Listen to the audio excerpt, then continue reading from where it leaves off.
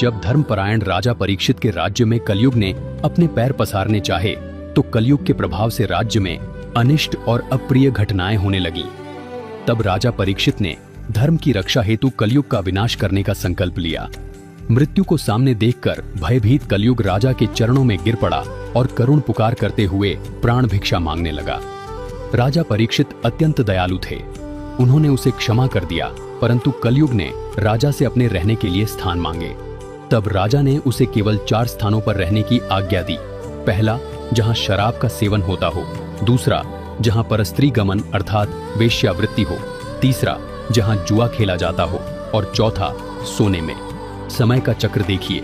एक दिन राजा परीक्षित वन में शिकार खेलने गए और अपने मार्ग से भटक गए। उस समय उनके सिर पर सोने का मुकुट सुशोभित था। कलयुग को अवसर मिल गया और वह एक सूक्ष्म मक्खी का रूप धारण करके उसी स्वर्ण मुकुट पर बैठ गया। मार्ग खोजते हुए राजा एक आश्रम में पहुंचे।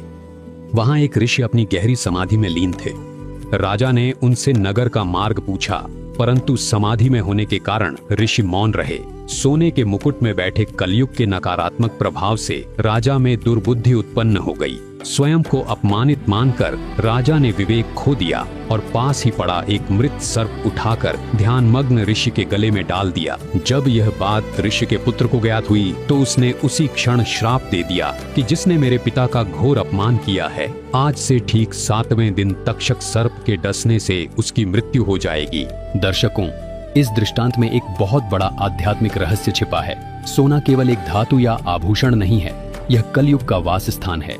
जिसके शरीर पर या घर में सोने का वास होता है, वहां कलयुग अपनी नकारात्मक ऊर्जा, क्लेश और दुर्बुद्धि लेकर अवश्य प्रवेश करता है। यही हमारी मानसिक परेशानियों और पारमार्थिक पतन का कारण बनता है। यदि इस माया रूपी कलयुग में शांति, सुख और परमात्मा की भक्ति का सच्चा आनंद प्राप्त करना है तो स्वयं को इन 4 वस्तुओं से मुक्त रखें।